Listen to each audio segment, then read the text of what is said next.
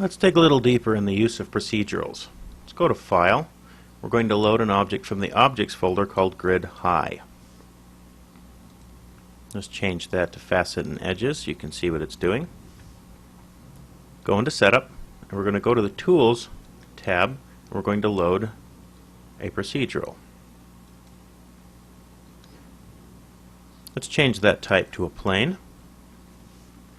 And while we're at it, select Grid High and add the grid to the drawing list. Let's go back to Procedural, set the type to Inverse Square. We're going to load an image called Displace. So we move this grid up, we can change that to points or edges. We go back to the Procedurals tab, change the X and Y radius, or X and Z radius in this case, so that it fills the entire grid.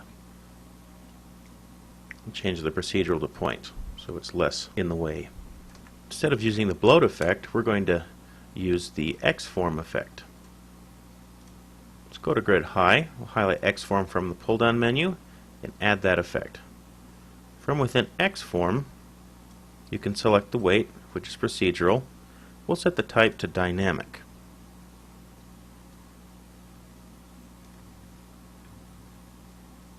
Click into Animate.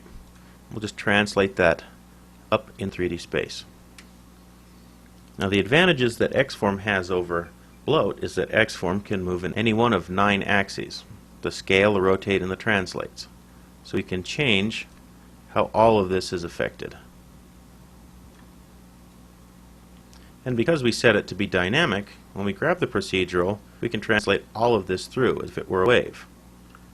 You'll notice that the weights don't change on the display. That's just due to the drawing mode. If we head over to the weight list, we can set the little S here, which is for static. We can set D for dynamic, or C for combination. If we just set it to D, we can see how the weights are affected inside this mode. Let's head back to the weight value block, and we'll just tile this so that we'll get a repeating texture, so like we're doing a wave. If we take this up a little extra notch here, we'll copy this procedural and we'll load a shoulder underscore displace. That's just the name of our image map to this procedural. We can go back to the weight list and activate that so we can see where our shoulder is moving to. But it's not being affected by X-form. X-form can only see one weight at a time. There's no way to select it.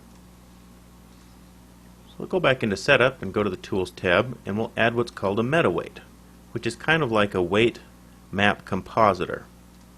So we add that to the scene, and we can activate its weight draw mode so we can see what we're doing. We can actually add multiple weights to this meta weight.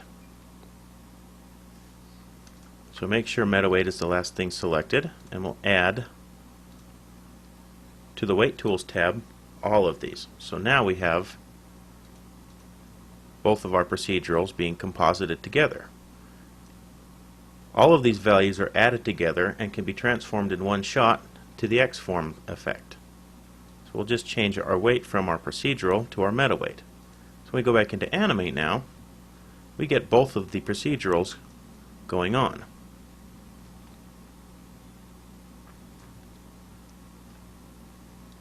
So we can play a little bit more about here. We can